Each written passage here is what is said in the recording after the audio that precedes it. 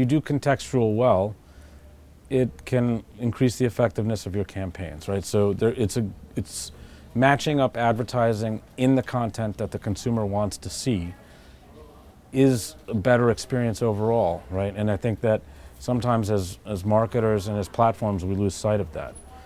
But the other big thing, and it's the dark cloud, is the deprecation of the cookie, new policies of the platforms, which and privacy legislation that kind of underpins all of it.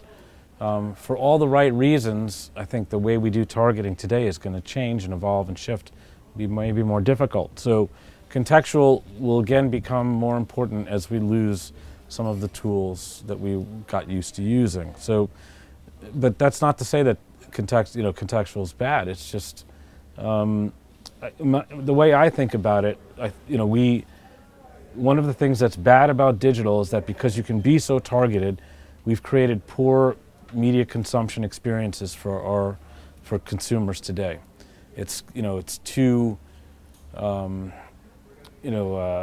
cluttered environments and experiences that are sometimes disjointed, where I think by premiumizing the experience and making it more synergistic and having a view to the consumer so that it's not disruptive, the overall experience is better. So contextual is better from the publisher standpoint and absolutely better for the advertiser and the advertising experience, because it's important to remember we're, in a sense, potentially interrupting what the consumer is really trying to do.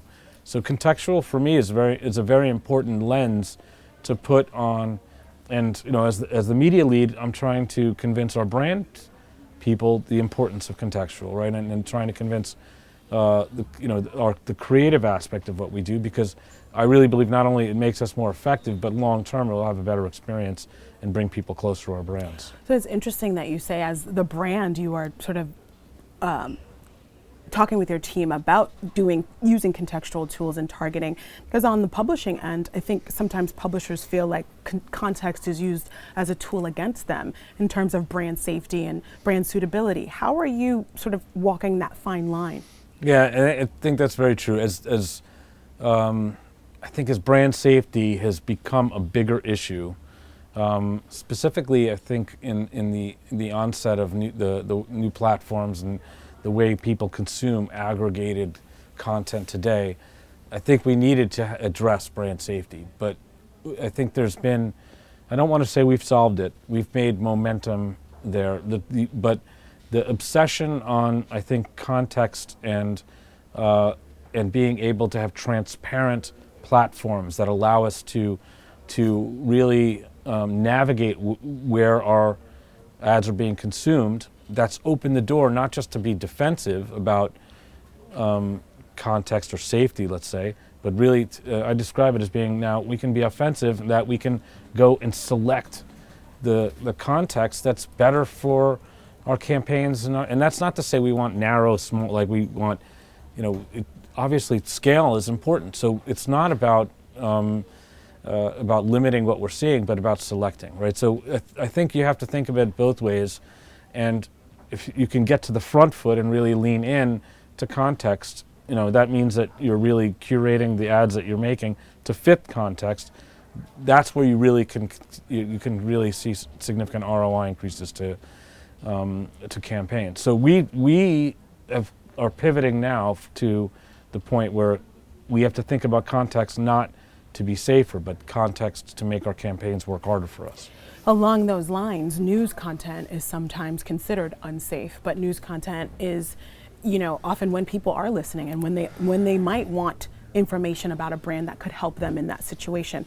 How are you deciding whether and when to run campaigns against current events and news content? And it's a great question. I mean, I think in the past, I myself have been afraid to be in news content, right? And I think there's so much negativity, there's so much bad news, and I'm not even talking about, I would say misinformation and other aspects of it, with credible news sources. And I think what we, in today's world, we have to, like, this is not the role of our media investment, but we have to find a way to support quality journalism, quality news sources. And there's also a way to find quality ad experiences in news, right? And there's some obvious ones where sports and entertainment are easy, right? But even hard news, you can find positive adjacency. So at the end of the day, consumers, we want to be in front of consumers and where they consume content. News is not going away, right? So we have to find a way to make that experience work.